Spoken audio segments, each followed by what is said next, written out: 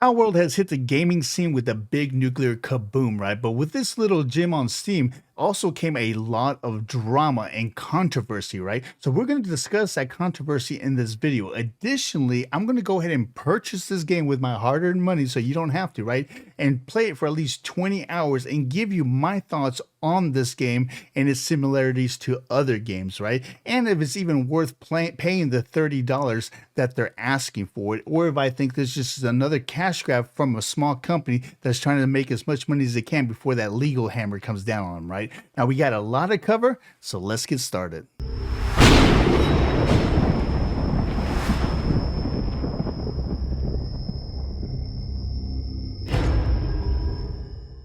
Palworld is a new gaming sensation that has taken the gaming world by storm.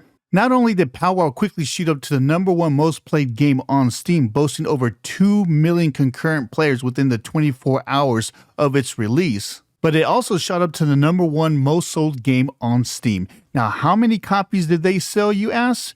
Well, the developers boasted in a tweet that they have sold over 8 million copies in the first 6 days alone. And remarkably, as a game that's only been out 5 days, it has already received almost 100,000 very positive reviews. Now, those numbers are very, very impressive, but what's even more impressive is just how popular this game has gotten. From the minute it was released, it was welcomed by hundreds of thousands of viewers on Twitch. As of the recording of this video, currently 123,000 viewers are watching live on Twitch. And to my surprise, an additional 124,000 people are watching live on YouTube. In addition to the live views, some of the top YouTube content creators have also jumped on the Palworld bandwagon and are boasting hundreds of thousands of views for their content in just a matter of hours of them posting. So these numbers are something I just could not ignore, right? So I went ahead and bought my own copy of Palworld. Yep, no free code here for me to review, right? And went ahead and played it to see just what all the hype was about. Now, I would be lying if I said that the trailer didn't get me hyped up to try out this game, man. The graphics in the trailer looked freaking outstanding, but how many times has a game looked so good in the trailer and then they pulled a bait and switch when it went live, right? So I was really eager to get started and just see what the graphics look like in game. Okay, so from the minute I spawned into this game, man, it really gave me some Ark Survival Evolved type vibes, right? From the, the little glitch screen when you first come in, to the mining of rocks, to the chopping down of wood, to the character inventory sheet, to the tech that you can unlock in this game. Dude, this had Ark Survival Evolved written all over it. Additionally, the container inventory not only gave me an Ark Survival Evolved vibe, but it also gave me a New World vibe. Just like New World, this game has fast travel, and if you look at the compass and the map, you can see it's very similar to what New World had. Now, keep in mind that similar doesn't mean copied, and just because a game is similar doesn't mean it's bad. Now, the building aspect in this game is also very familiar, right? It's pretty much your straightforward, you get all the mats to build a certain item, and then once you build the item, you place it, and then once it's placed, you just start building away, right? Until it's fully developed or fully made. Now, the cool thing I like about this game is that your pals can actually build items for you once you place them. You can actually walk away and allow your pals to finish off items for you so you're not stuck there, for seconds, sometimes minutes at a time building things. Now, the actual character selection screen is pretty unique to the game, but it kind of does remind me of Pokemon in the artwork. Now, you got your team on the left, and then you got your pool of pals on the top, and then you got your pool of pals that are going to be working around your base at the very bottom. Those are going to be the pals that you're going to be assigning to each base. Now, out of everything out of this game, one of the coolest aspects that I really enjoyed having is the ability to have your pals do all the grunt work around your base, right? So that way you spent less time in your base building stuff and more time out exploring the world and actually doing the fun stuff. Now, one awesome thing that I really enjoyed about this game is the open world bosses, right? There's a lot of open world bosses, or mini bosses, you should say, that you can actually fight, and if you capture them, you can add them to your roster. I thought that was really, really cool. Now, some of these bosses were pretty tough, especially at a lower level, but it just added another aspect of fun to the game. Now, in addition to these open world mini bosses, you have what's called tower bosses, right? Now, these tower bosses you can't legally capture outside of some glitch that some people are using, but it just added another layer of entertainment to this game. I had a ball fighting these tower bosses and trying to figure out the various different attacks and tells. I think that this first boss took me at least 2 tries to bring down, but I enjoyed every minute of it. Now, this was a very, very small glimpse of what this game is really about, right? But I can tell you that the graphics are amazing. The gameplay was a lot of fun. I really, really enjoyed capturing all the various different pals and seeing all the various different areas of this world, right? Especially those world bosses and those tower bosses, man. Those were so much fun. And I had barely scratched the surface. I think in the 20 hours that I played this game, I'm only like to level 17. So there's a lot of content that I still got ahead of me. So here we go. What do I think about this game, right? Do I think that this is a rip off Pokemon? Do I think this is a rip off Ark Survival Evolved? Do I think this is a rip off any other game, right? And the answer is, who cares, right? If there are any type of, infringement on copyright type material that this company used for this game, guess what? The legal departments of Nintendo and Wildcard and any of these other type companies that feel that their intellectual rights were infringed on are going to take action. You know what I'm saying? So as a consumer or player, what the crap do I care? All I care about is that I had a ball playing this game. I really enjoyed the familiarity of the Pokemonish type art style of the pals. I thought that was a really, really awesome touch. And just the texturing and the coloring of the pals was freaking amazing. Now, keep in mind, this is a early access game. This is not even the full game, man. This is an early access.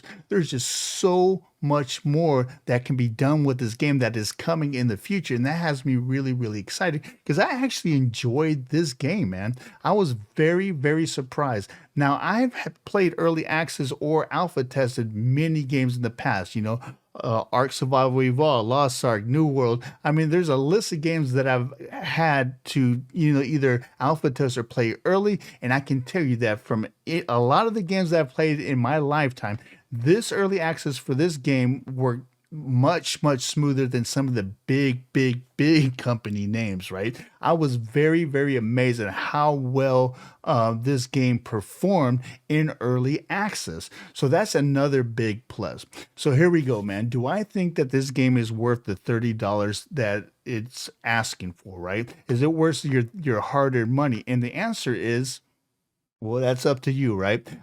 Me personally, I think that it is worth the $30. Now, I've spent $30 on a lot worse investments, right? And this is the way I think about it when it comes to gaming, right? When I buy a game, I'm buying a game for entertainment value. So my question is, am I going to get $30 worth of entertainment out of this game? Man, you can't even go to the movies these days without spending $20, $30, right? For what? A 2.5 hour movie. So my question is are the $30 going to be worth the amount of entertainment that you're going to get out of this game? And I'm going to tell you right now, I personally believe, I can only speak for self, that I think it is, man. Just yesterday alone, when I was trying to, review this game and actually, explore it more live in our stream, dude, we streamed for 8 hours straight. I mean, it felt like I just blinked and the time just flew by. And I haven't even scratched the surface on this game. I think that this game is going to be huge. Now, do I think that there are going to be legal issues? Possibly. The fact that this game was so successful and made so much money right out of the gate is definitely going to open up the eyes of a lot of the big companies. And I'm telling you right now, once you get the attention of these bigger companies, they're going to try to come in and see, if there really is any type of infringement that they can actually prove in court to get a chunk of that money that this game has made, right? Now, with that said, for some reason, if say Nintendo does feel that there's been some type of infringement on their on their copyrights for the various different Pokemon, and they actually win in court, does that mean that this game is going to be dead in the water? Well, not necessarily, right? There's always various different courses that the company could take. Now it can do a season assist if it does win. It does. If they do have proof that this game did infringe on anybody's intellectual rights.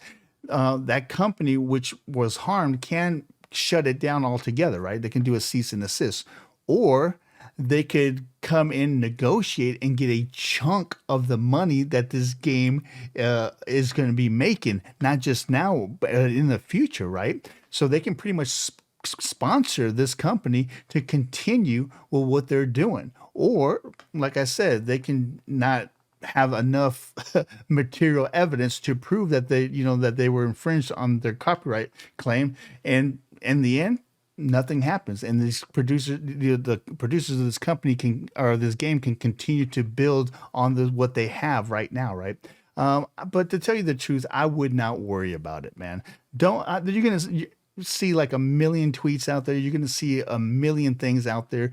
But to tell you the truth, everything that I've read, everything that I've seen had zero evidence to prove anything that these people were claiming, right? And a lot of these people are freaking love-seat quarterbacks, right? That think they know everything, but in reality, they don't know crap. Trust me, if Nintendo feels there's any legitimacy that this company infringed on any of their copyrights or any of their intellectual property, trust me, Nintendo does not play. There's two companies in the world that does not play when it comes to their intellectual rights, and that's Disney and Nintendo. You never want to get on the bad side of either of those, and I'm pretty sure that this company knew that going into this. So we'll see what happens. But anyway, that's my review on this game. I give it 2 thumbs up, and I think that you're going to enjoy it. So go ahead. You got my blessing to go ahead and spend those $30, baby, because I guarantee you're going to get your bang for the buck.